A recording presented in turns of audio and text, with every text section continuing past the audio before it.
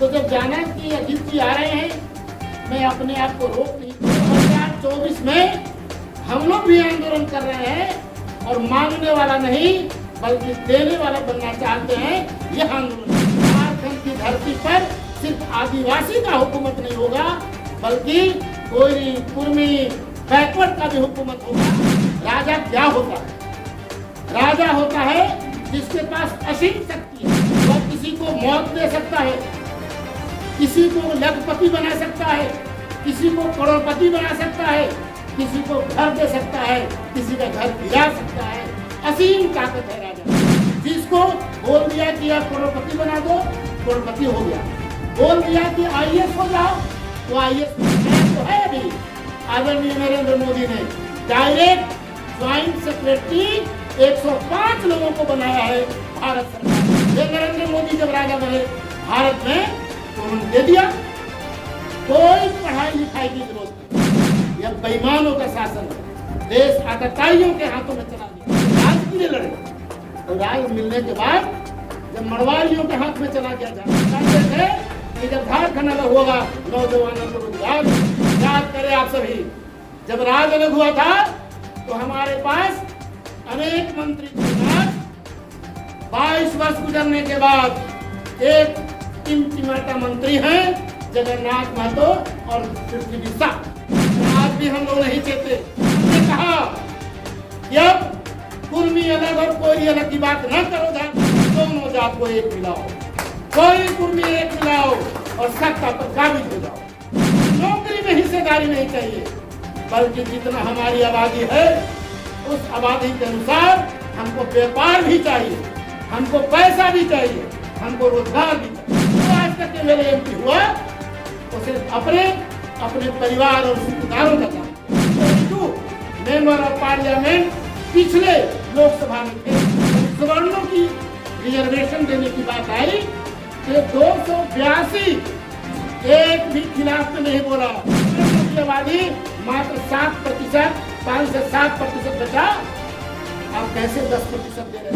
पूरे गुजरात में राजपूतों का रिजर्वेशन है, की जुबान बंद हो गई और 10% रिजर्वेशन जबरदस्ती सवर्णों ने 26 लोग केस किया जिसमें ओबीसी बैकवर्ड की तरफ से कुशवाहा महासभा के राष्ट्रीय अध्यक्ष की हैसियत से मैं केस किया और 25 व्यक्ति ब्राह्मण जाति का केस किया।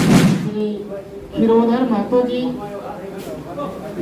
इस कार्यक्रम के चीफ श्री अजीत महतो जी, आवाज अच्छी आ रही है वहाँ पर?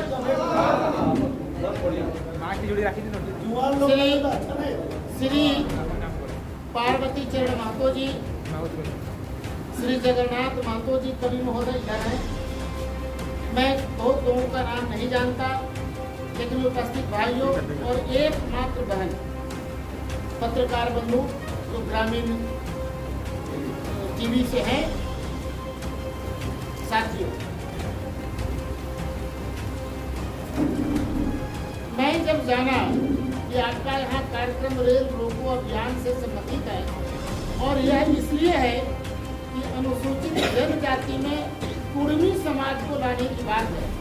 बहुत बार होती थी, शैलेंद्र महतो जी से मेरी चर्चा होती थी, उनकी किताब भी आई है, लिटरेचर है कि क्यों झारखंड के छोटानागपुर के कुर्मियों को अनुसूचित जनजाति में शामिल करना चाहिए। संवैधानिक अधिकार इनका है लेकिन कुछ बेईमानी हुई है और बेईमानी का आप लोग परिणाम है झारखंड में। मैं यह जब जाना और माननीय खीरोधर बाबू ने कहा कि कार्यक्रम है आप चले, श्री अजीत जी भी आने वाले हैं। जब मैं जाना कि श्री अजीत जी भी आ रहे हैं, आंदोलन के साथी हैं, हम लोग झारखंड मुक्ति मोर्चा में अलग राज्य की लड़ाई के लिए काफी लड़ा। आंदोलनकारी मैं भी हूँ, सरकार जानती है और 5-7 बार जेल भी गया। आर्थिक नाकेबंदी में पूरा धूम धड़ाका होता रहता था। तो जब जाना कि अजीत जी आ रहे हैं, मैं अपने आप को रोक नहीं पाया और यहाँ तक इनसे मिलने चला आया। लेकिन मैं कुछ कहना चाहता हूँ इन बातों के अलावे में कि हम लोग क्या करना चाहते हैं। हम लोग यह आंदोलन कर रहे हैं और मैं तो कहूँगा कि इस आंदोलन को जिंदा करें, लेकिन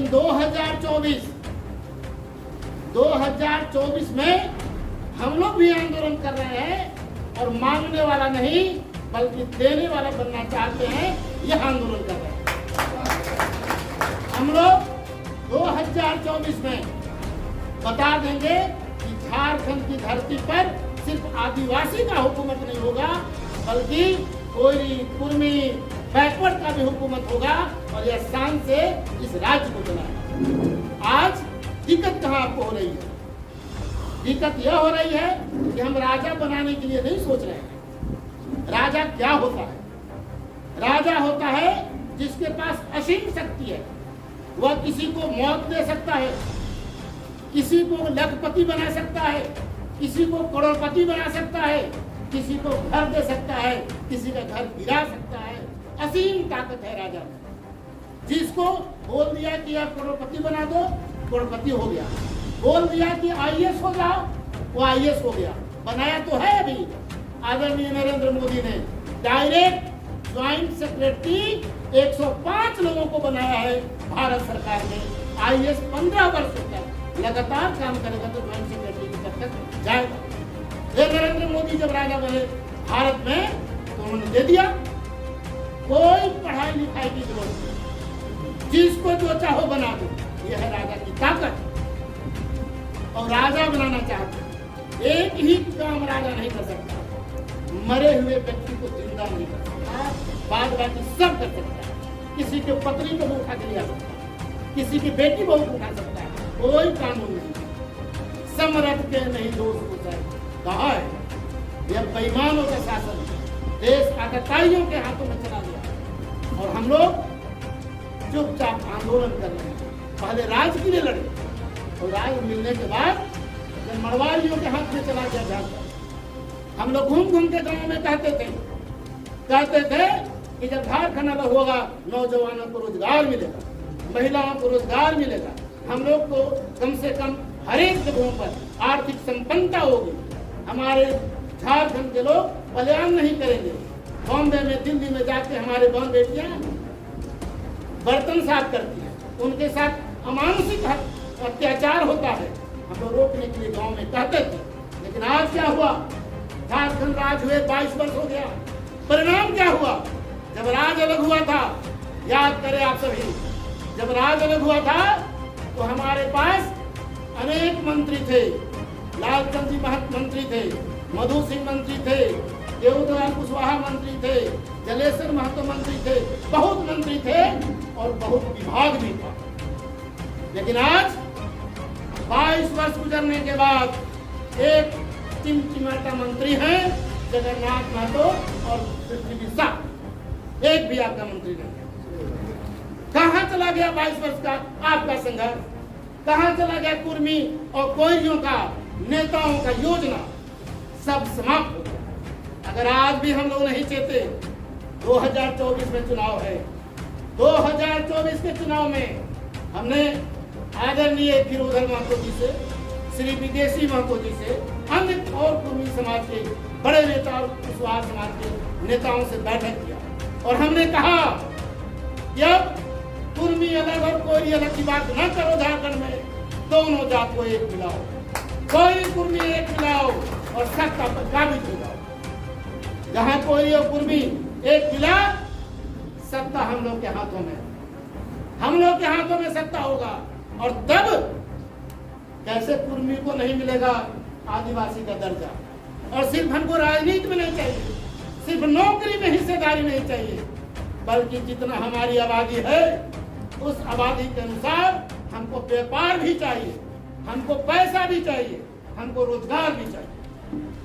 जब तक नहीं हम लोग ये चाहेंगे, सिर्फ राजनीति में एमएलए हो जाएगा, एमपी हो जाएगा, और जो आज तक एमएलए एमपी हुआ वो सिर्फ अपने परिवार और रिश्तेदारों का काम है। आम लोगों को कुछ नहीं हो पाएगा। हम लोग चाहते हैं कि अगर होगा, समाज और सम्मान की बात करेगा, हम लोग उस नेताओं को सर कंधे पर बैठा के आगे ले जाएंगे। एक वाक्य याद कराता हूँ आपको। 242 member of parliament 282 member of parliament पिछले लोकसभा में थे। उसमें एक एससी और ओबीसी के 282। लेकिन जब सवर्णों की रिजर्वेशन देने की बात आई तो 282 एक भी खिलाफ में नहीं बोला, एक भी नहीं कहा कि फॉरवर्ड की आबादी, सवर्णों की आबादी मात्र 7%, 5 से 7% बचा, आप कैसे 10% दे रहे हो? आज झारखंड हो या केंद्र सरकार है, जिसकी आबादी 5 से 7% बचा हुआ है, क्योंकि ब्राह्मणों की रिजर्वेशन, चाहे वह महापात्रा हो, गोस्वामी हो, चाहे गिरी हो, इस सबको पहले ही से रिजर्वेशन ओबीसी बना करके दिया है।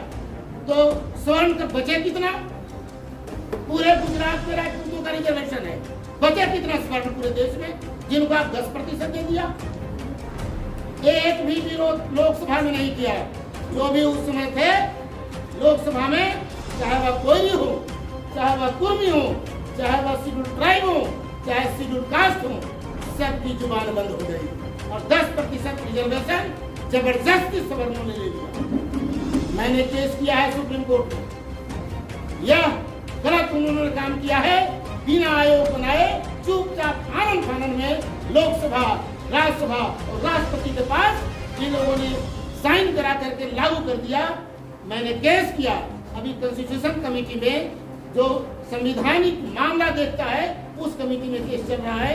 26 लोग केस किया, जिसमें ओबीसी बैकवर्ड की तरफ से कुशवाहा महासभा के राष्ट्रीय अध्यक्ष की हैसियत से मैं केस किया और 25 व्यक्ति ब्राह्मण जाति का केस किया।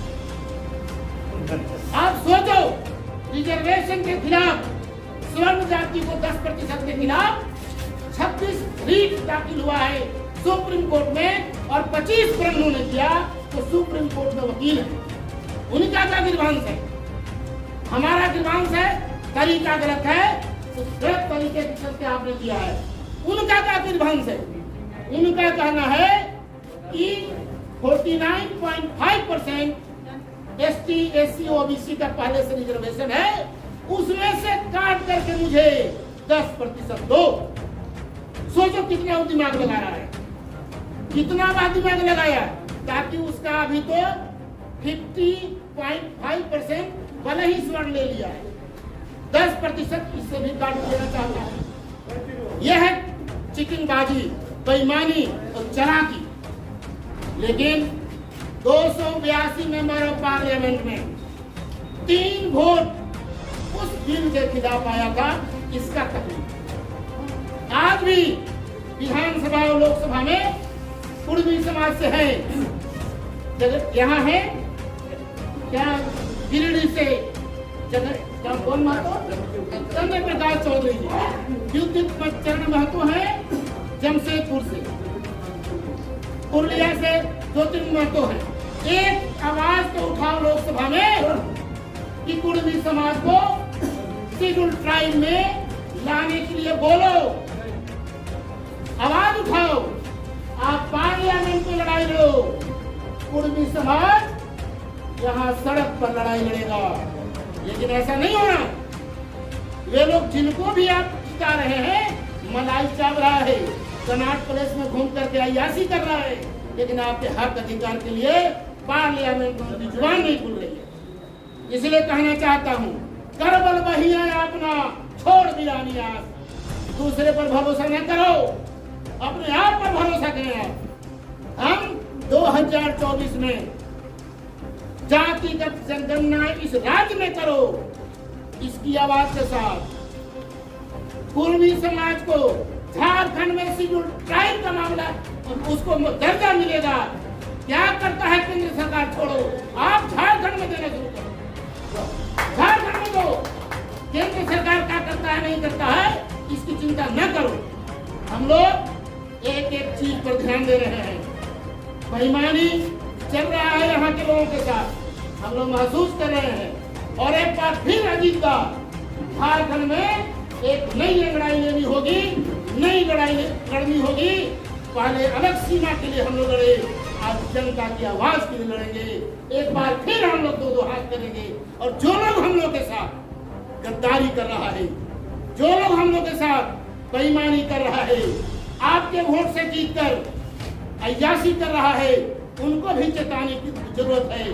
कहना है कि दगा किसी का सगा नहीं, दगा किसी का सगा नहीं, न मानो तो कर देखो, और जिसने जिसने दगा किया जाकर उसका घर देखो। गद्दारी करोगे बर्बाद हो जाओगे। अपने बेटे का नाम कोई व्यक्ति जयचंद नहीं रखता और कोई व्यक्ति विभीषण नहीं रखता, इसलिए उसने गद्दारी की थी भाई के साथ, देशवासियों के साथ। आप भी एमएलए एमपी बनते हो, गद्दारी हम लोग के साथ न करो, नहीं तो आपका नाम लेने वाला नहीं रहेगा। यह आंदोलन को मैं जो अजीतता कर रहे हैं, मैं चूंकि झारखंड में कम रहता हूं, गिरोधर महतो जी को मालूम है 3 दिन बाद मेरा 15 दिन का राज्य का दौरा है। छत्तीसगढ़, मध्य प्रदेश, राजस्थान और उत्तर प्रदेश का मेरा दौरा है। मैं 15 दिन के बाद फिर लौट कर आऊंगा और आश्वस्त करता हूं कि डुमरी जहां आप एक जगह कार्य किए हैं, राकेश महतो वहां आपके साथ खड़ा रहेगा और आपको पूर्ण समर्थन करेगा। और अगर वहां जेल जाने की भी बात आएगी तो लिस्ट में मेरा नाम पहला होगा। मैं भरोसा दिलाता हूं, इतना ही कहता हूं, आपकी आंदोलन जिंदाबाद।